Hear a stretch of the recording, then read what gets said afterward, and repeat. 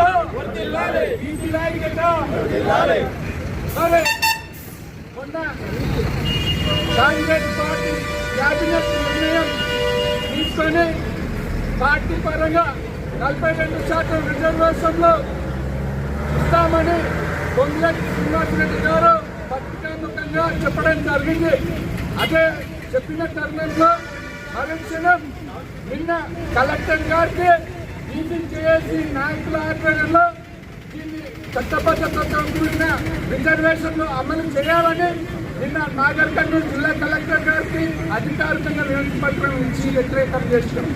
అదే సందర్భంలో దీని కార్యాచరణ ముందుకు తీసుకువెళ్లాలని ఈరోజు మరి అంబేద్కర్ గారి విగ్రహం దగ్గర నాగర్ కర్నూలు జిల్లా కేంద్రంలో నల్లగొండ జిల్లాకు నిరసన తెలియజేస్తూ రాష్ట్ర ప్రభుత్వం మరి అసెంబ్లీ ఎన్నికల సమయంలో రాహుల్ గాంధీ గారు కామారెడ్డి డిక్లరేషన్లో మరి 42% రిజర్వేషన్లు ఇస్తాము అని చెప్తే వాటి నమ్మకాన్ని బీసీలు పట్టం కట్టారు. తెలంగాణ రాష్ట్రంలో కాంగ్రెస్ ప్రభుత్వానికి మరి కాంగ్రెస్ ప్రభుత్వం మరి 42% రిజర్వేషన్ ఇస్తామని చెప్పి 9th షెడ్యూల్ ఒక తీసుకొచ్చిన కోర్టులో కేసేసి 9th షెడ్యూల్ అది తాత్కాలికంగా కొట్టివేయాలని ఒక దుర్మార్గుడు వాటితోన కేసు వేయించారు.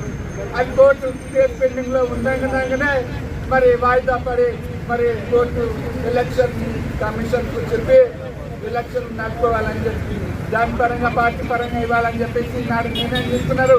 దాన్ని మేము వ్యతిరేకం చేస్తున్నాం. కాబట్టి మరి రాష్ట్ర ప్రభుత్వం కేంద్ర ప్రభుత్వంతో చర్చలు జరిపి మరి రిజర్వేషన్లు అమలయ్యే విధంగా షెడ్యూల్లో పెట్టే విధంగా పోరాటాలు చేయాలి. అఖిల పక్షాన్ని తీసుకువెళ్ళి ఈ నిర్ణయం తీసుకోవాలి. కాబట్టి యువత అందరూ బీసీలందరూ ఒకటే, ఎస్సీ ఎస్టీ మైనార్టీలందరూ ఒకటే రిజర్వేషన్ సాధించిన దిశగా పోరాటాలు చేయాలని పోయిన నెలలో 18 కలుపుతున్నారు. అఖిల పక్షాలు కలిసి ఏ విధంగా బంధును ప్రకటించి విజయవంతం చేశాయో అదేవిధంగా ఢిల్లీ వెళ్ళి కేంద్రం మెడల్ వచ్చి రిజర్వేషన్లు సాధించిన విధంగా 9th షెడ్యూల్ పెట్టే విధంగా కృషి చేయాలని సందర్భంగా కోరుతా ఉన్నాను. ఈ అవకాశం ఇచ్చినటువంటి బీసీ నాయకులకు వందనాలు. జై బీసీ, జై బీసీ. Thank you.